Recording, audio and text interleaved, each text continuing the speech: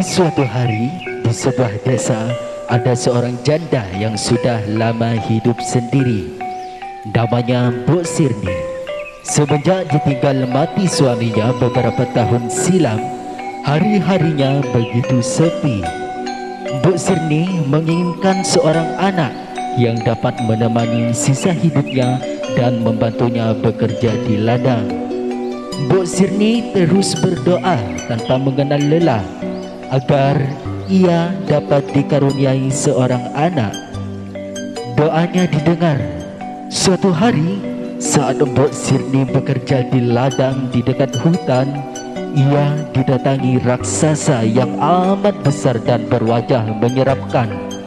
Mbok Sirni ketakutan, tubuhnya menggigil. Ia ingin berlari menghindari dari terkaman raksasa itu.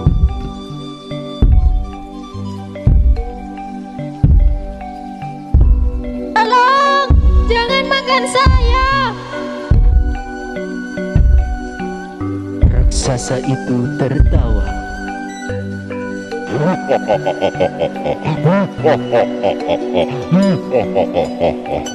Hei, jangan takut, aku tidak akan memakanmu. Raksasa itu mendekati Mbok Sirni. Bukankah kau menginginkan seorang anak? Tanya raksasa itu menyelidiki. Mbok Sirni mengangguk dengan tubuh yang masih menggigil. Raksasa itu tertawa lagi.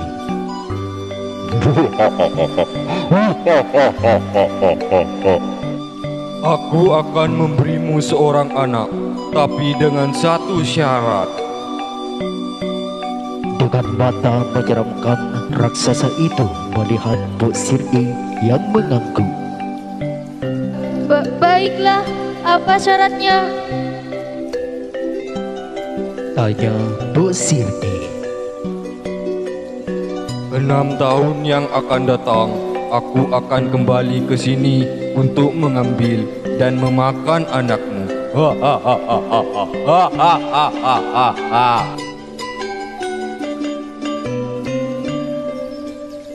Baiklah. Dan Mbok Sirni pun menyetujui syarat itu. Kemudian raksasa itu memberinya biji mentimun agar ditanam dan dirawat. Kelak setelah 2 minggu, di antara buah mentimun yang ditanamnya itu ada satu yang paling besar dan berkilah seperti emas. Mbok Sirni memetik buah mentimun yang besar dan berkilau emas itu, lalu membalahnya dengan amat hati-hati. Alangkah terkejutnya dia, buah mentimun itu berisi seorang bayi perempuan cantik dan bersih. Mbok Sirni memberinya nama Timun Mas. Timun Mas tumbuh menjadi gadis yang baik budi dan jelita. Mbok Sirni amat menyayangi sepenuh hati. Suatu hari raksasa itu datang kembali. Ia menagih janji Mbok Sirni 6 tahun yang lalu. Mbok Sirni amat ketakutan. Ia tak mau melepaskan Timun Mas begitu saja untuk disantap raksasa itu. Mbok Sirni mencari akal agar raksasa itu segera pergi. Hei raksasa, Timun Mas belum pantas kau makan. Tubuhnya masih kecil. Kembalilah 2 tahun lagi. Tubuhnya akan besar dan matang, dan akan enak untuk disantap. Raksasa itu terlihat berpikir. Baiklah, aku akan kembali 2 tahun lagi.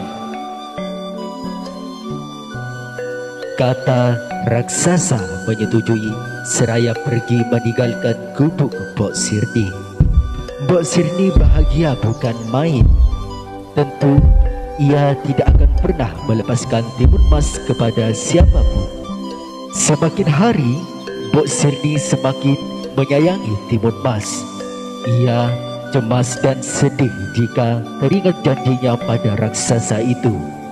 Embok Sirni terus berdoa agar anaknya selalu selamat, hingga akhirnya ia bermimpi agar Timun Mas selamat dari cengkraman raksasa itu.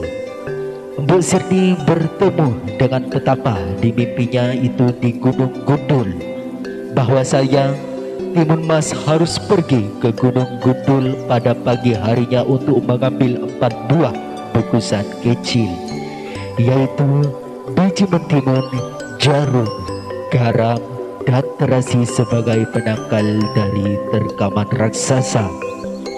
Pagi harinya, Timun Mas langsung pergi ke Gunung Gundul untuk menemui petapa dan mengambil 4 buah bungkusan yang disuruh oleh Mbok Sirni.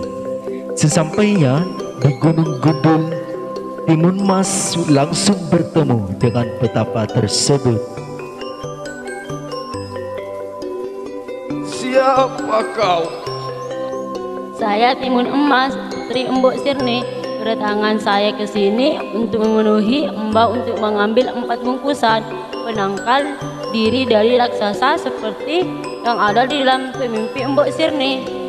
Baiklah, bungkusan pertama berisi biji mentimun, bungkusan kedua berisi jarum, bungkusan ketiga berisi garam, dan yang terakhir berisi terasi.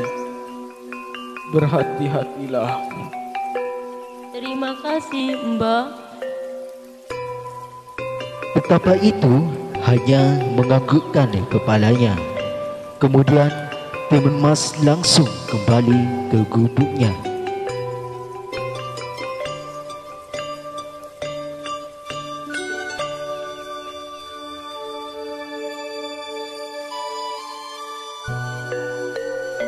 Ini, Mbok. Timun Mas, gunakan 4 buah bungkusan ini sebagai penangkal dan pelindung diri dari raksasa itu. Mbok Sirni memeluk Timun Mas sambil bersedih. Baiklah, Mbok.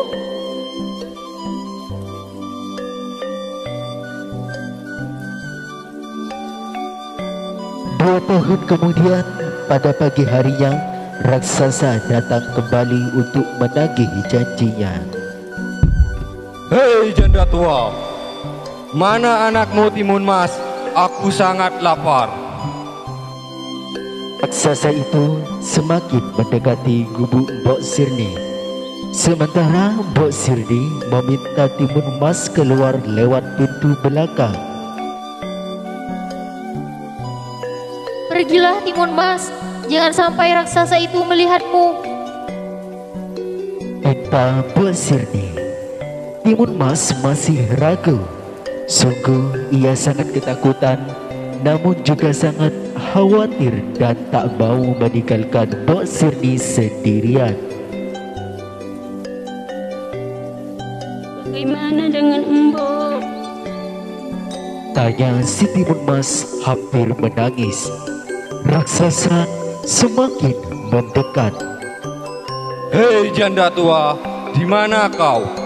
Cepat berikan Timun Mas, aku sangat lapar. Raksasa mulai mengamuk. Mbok Sirni semakin khawatir dengan keselamatan Timun Mas, anak kesayangannya. Timun Mas, selamatkan dirimu. Mbok Sirni mendorong Timun Mas agar segera pergi. Mengetahui keadaan semakin genting, dengan berat hati Timun Mas segera berlari lewat pintu belakang. Namun mata raksasa amat jeli. Ia melihat Timun Mas berlari. Raksasa mengejarnya sambil terus menggaul.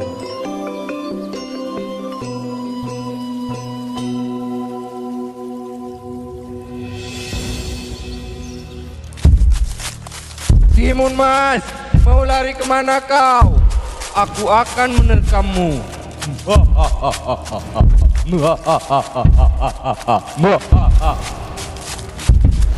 Raksasa itu hampir menggapai tubuh Timun Mas.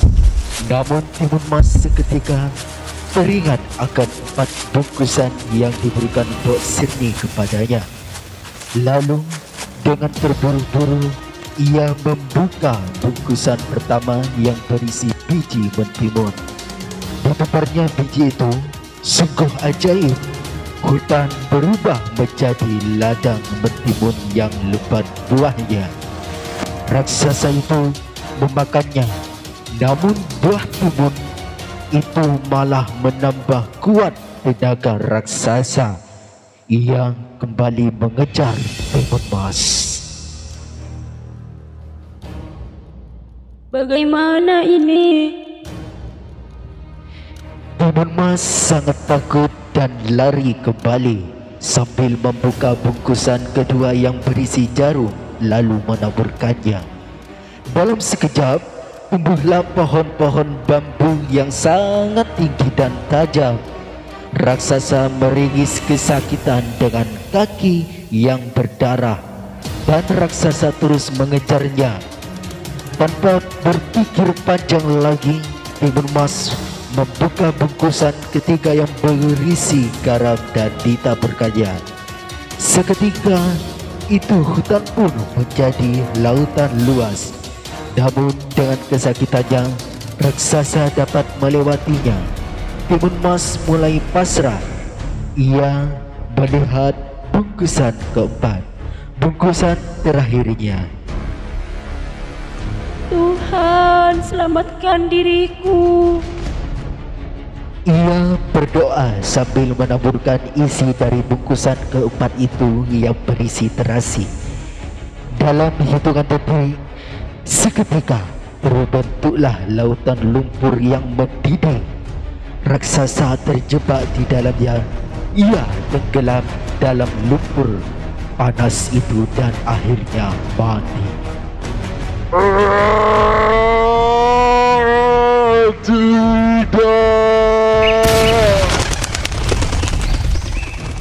Timun emas pun mengucap syukur. Akhirnya aku selamat dari raksasa itu. Timun emas kemudian kembali ke gubuknya menemui Mbok Sirni yang sedang menangis. Cemas melihat kedatangan timun emas, Mbok Sirni langsung memeluk anaknya. Aku kembali, Mbok. Terima kasih Tuhan, Kau telah mendengar doaku. Timun emas selamat. Dan akhirnya hidup mereka pun merasa damai dan bahagia selamanya. Terima kasih. Seru? Lagi? Mau lanjut? Mau. Ternyata semangat-semangat. Semangat sih Kak.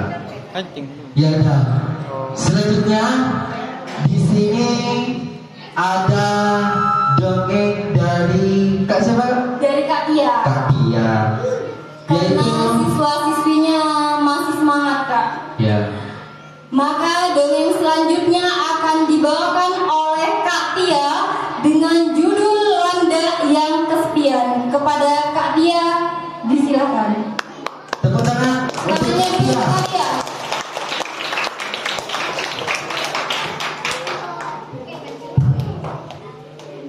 Halo adik-adik semuanya.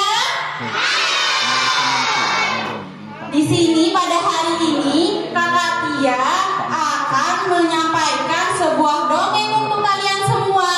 Judulnya yaitu Landa yang Kesepian.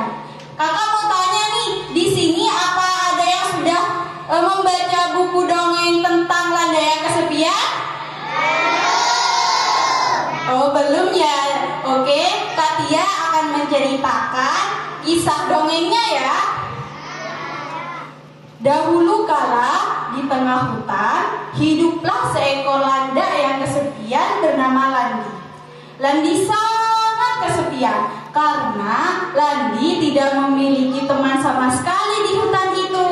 Teman-teman Landi tidak mau berteman dengan Landi sebab mereka semua takut tertusuk duri yang ada di tubuh Landi.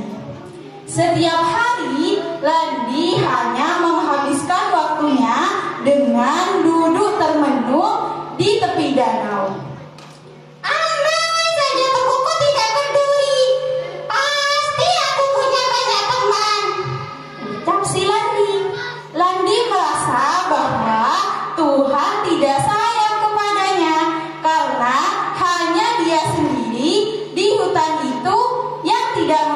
teman. Ketika Landi sedang asyik menung di tepi danau, tiba-tiba Kurko si kura-kura datang menghampiri Landi. Hai Landi, kau sedang apa? Kau terlihat sedih sekali, Landi. Ucap si Kurko. Aku tidak apa-apa, Kurko. Ucap si Landi. Kemudian Kurko berbicara kembali kepada Landi. Jangan khawatir, Landi. Kamu tidak sendirian. Ada aku yang bersedia untuk menjadi temanmu. Nah, kemudian Kurko tidak kesepian lagi sekarang karena dia sudah memiliki teman, yaitu Kurko si kura-kura. Keesokan paginya, Kurko dan juga Landi mendapatkan undangan pesta ulang tahun dari Kati, si katak yang sedang berulang tahun. Landi, ayo kita pergi ke pesta ulang tahun si Kati.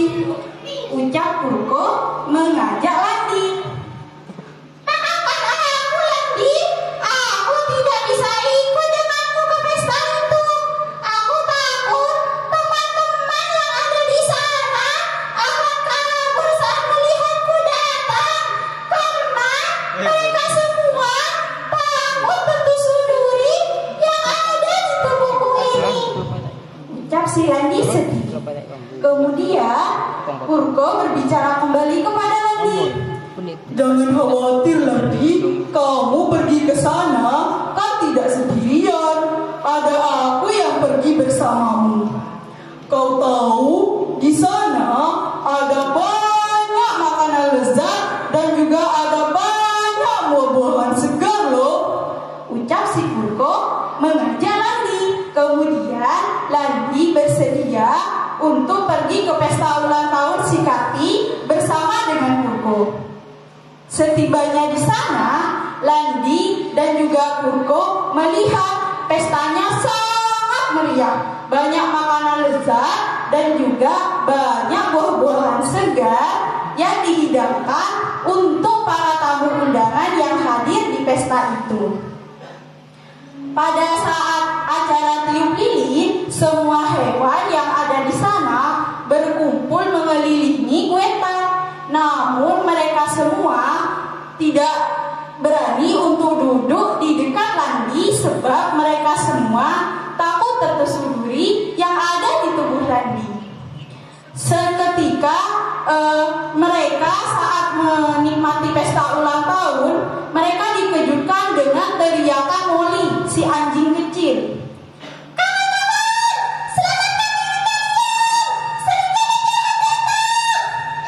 Ucap si Molly. Pesta yang awalnya meriah tiba-tiba berubah menjadi mencekam. Semua hewan yang ada di sana berlarian ke sana kemari mencari tempat yang aman untuk bersembunyi dari serangan serigala jahat itu. Dari kejauhan terdengar suara lolongan serigala dan juga derap kaki serigala. Semua hewan yang ada di sana berlarian, namun tidak dengan Landi. Landi malah menggulungkan tubuhnya lalu digelindingkannya ke arah serigala jahat itu. Tiba-tiba, Aduh, ucap si serigala teriak kesakitan karena kakinya tertusuk duri tajam Landi. Seketika serigala jahat itu pun langsung lari meninggalkan pesta ulang tahun si Kati dengan lolongan yang panjang karena kesakitan. Seketika hewan-hewan yang ada di sana pun sekarang merasa lega dan bahagia karena mereka semua sudah terbebas dari serangan serigala jahat itu berkat duri tajam yang ada di tubuh Landi. Kini hewan-hewan yang ada di sana berterima kasih kepada Landi. Terima kasih Landi, berkat kamu kami semua selamat dari serangan serigala jahat itu.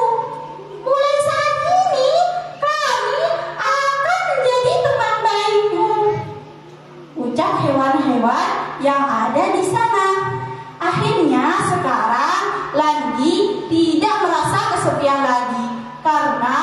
Landi sudah memiliki banyak teman dan teman-teman Landi sangat sayang kepada Landi. Landi pun merasa sangat bahagia. Nah, seperti itu ceritanya adik-adik. Sekian dari kakak, terima kasih. Sapi burung lingsir wangi pisun nindro.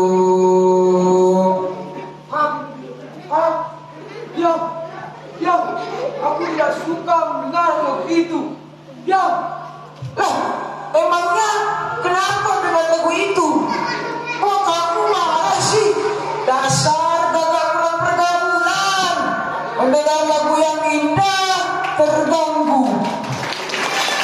Malu sih, kamu ada orang bisa krak, krak, mau makan krak, mau minum juga krak. Ucap meme mengejek si tupai pohon. Rupanya ucapan meme tidak membuat gagak marah. Dia tetap tersenyum dan menggoyang di atas pohon. Dia mencari cara untuk menaklukkan meme si tupai pohon. Krak, krak. Apa ya kira-kira yang dilakukan gagak di atas pohon? Astaga, ternyata dia mengoyak-ngoyak rumah meme. Dia tidak peduli kalau di rumah meme ada anaknya. Sehingga anak meme terjatuh. Prok, jatuhlah si Piko anak meme. Darah bercucuran di kepalanya. Lalu gagak kebingungan terbang ke sana kemari sambil ketakutan. Anakku, astaga, apa yang kamu lakukan gagak? Kenapa kamu lakukan ini? Astaga, selama ini kamu masih menyimpan dendam kepadaku. Tapi kenapa kamu melakukan ini semua kepada anakku? Lingsir wangi Gusti paring pitulung. Lingsir wangi Gusti paring pitulung. Mungkin cuma itu dari kakak. Pelajaran yang bisa dipetik dari itu, kita tidak boleh menyakiti orang lain kalau kita tidak mau disakiti. Terima kasih.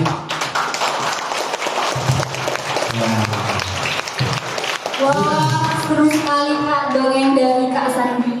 Halo adik-adik. Masih semangat untuk mendengarkan dongeng hari ini? Nah, di sini kakak ingin menceritakan sebuah dongeng yang berjudul Nasihat Burung Kenari. Simak baik-baik ya. Suatu hari di sebuah hutan ada seekor burung merpati. Kita sebut saja burung merpati yang sedang membaca buku. Sepertinya burung merpati itu sudah lelah membaca. Tiba-tiba ada seekor burung kenari yang datang menghampiri burung merpati. Namanya si Ari. Si Ari berkata, "Kalau sudah lelah, jangan dipaksakan, Bu." Terima kasih, Ari. Kemudian setelah menasihati burung merpati, si Ari terbang ke sisi hutan lainnya. Saat melewati tempat Pak Owl, burung hantu, dia terkejut karena melihat tubuh Pak Owl yang tiba-tiba oleng. "Sepertinya kau kurang istirahat, Pak Owl." Kemudian Pak Owl menjawab, Kau benar, Ari. Mata saya lelah, tubuh saya kurang istirahat. Saat menasehati Pak Owl burung hantu, tiba-tiba datanglah seekor burung kutilang, namanya si Kuti. Dia mengatakan, "Jangan kau sibuk menasehati mereka, Kuti. Jangan sibuk menasehati mereka, Kuti. Mereka juga pasti tahu untuk selalu menjaga kesehatan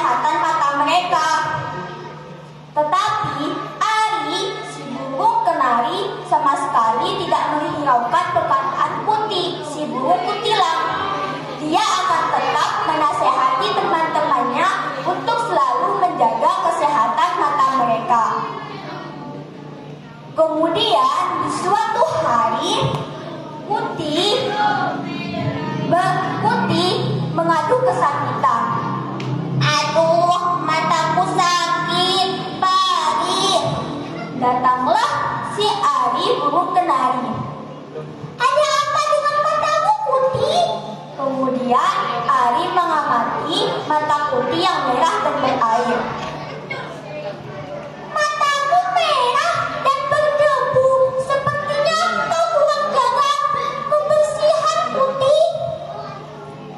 Kau benar, Ari. Saya jarang mandi. Saya kurang menjaga kebersihan. Kalau begitu, jangan ditunda lagi, Putih. Segeralah pergi berobat ke dokter bangau. Kemudian si Putih burung kutilang menuruti perintah Ari. Dia kemudian pergi ke tempat dokter bangau. Ketika sampai di tempat dokter bangau, Putih si burung kutilang disambut baik oleh dokter bangau.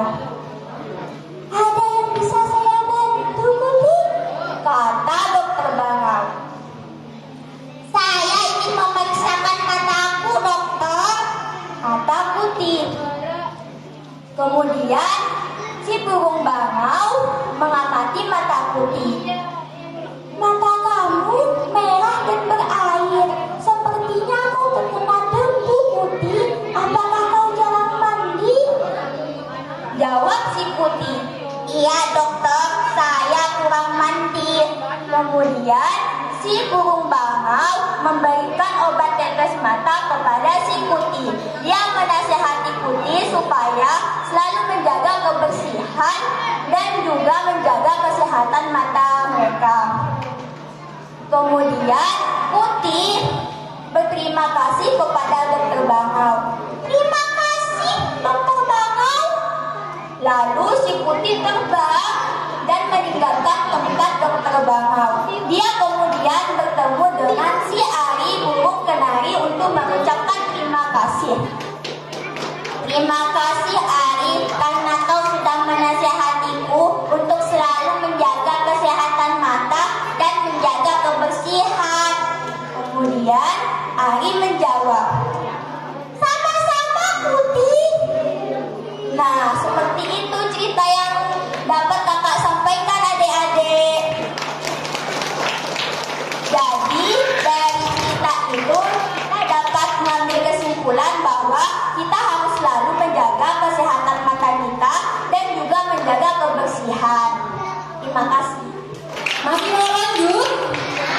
Masih. Sekarang tinggal satu dongeng. Dongeng yaitu dari Harus Kak disimak baik-baik. Apa nih Kak judulnya yang Kak Nuri? Yang Kak Nuri. Nuri, Kak. Iya. Dongeng selanjutnya akan dibawakan oleh Kak Nuri dengan judul Gajah yang Pintar. Kepada Kak Nuri, disilakan. Tepuk tangan semuanya untuk Kak Nuri.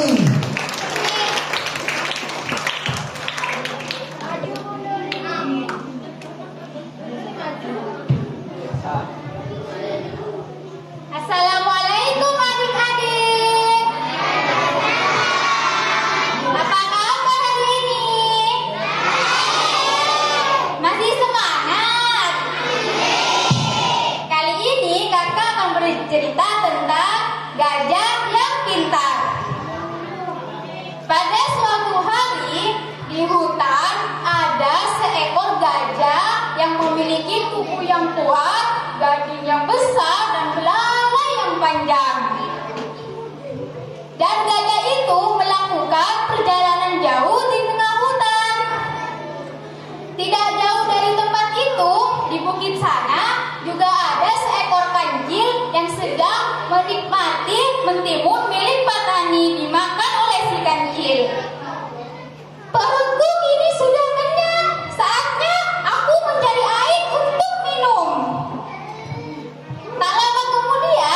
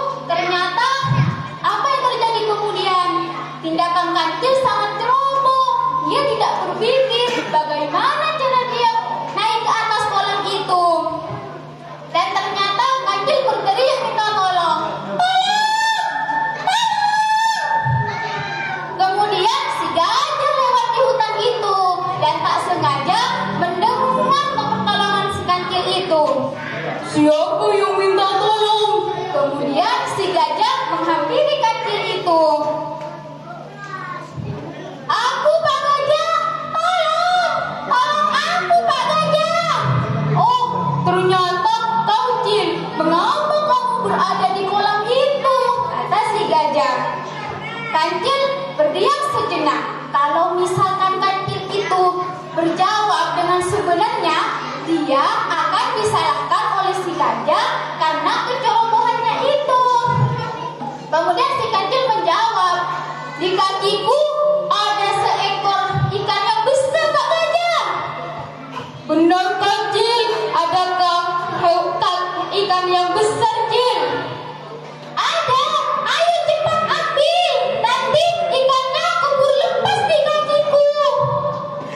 Namun si gajah itu berpikir, kalau aku terjun ke bawah, Cil, bagaimana cara aku keluar? Kemudian si kancil berdiam sejenak dan berpikir, ternyata juga pandai dan cerdas, bijak ya, tidak seperti diriku yang ceroboh. Kemudian si kancil itu berteriak minta tolong. Waduh, Pak Gajah, tolong aku. Memang kamu hendak menipuku ya, Cil, hendak memanfaatkan aku ya, Cil. Waduh, Pak Gajah, tolong aku. Gajah tidak peduli dengan si kancil. Akhirnya gajah itu meninggalkan si kancil yang berada di dalam kolam itu. Karena hari sudah menjelang sore, tidak ada binatang yang mau menolong si kancil.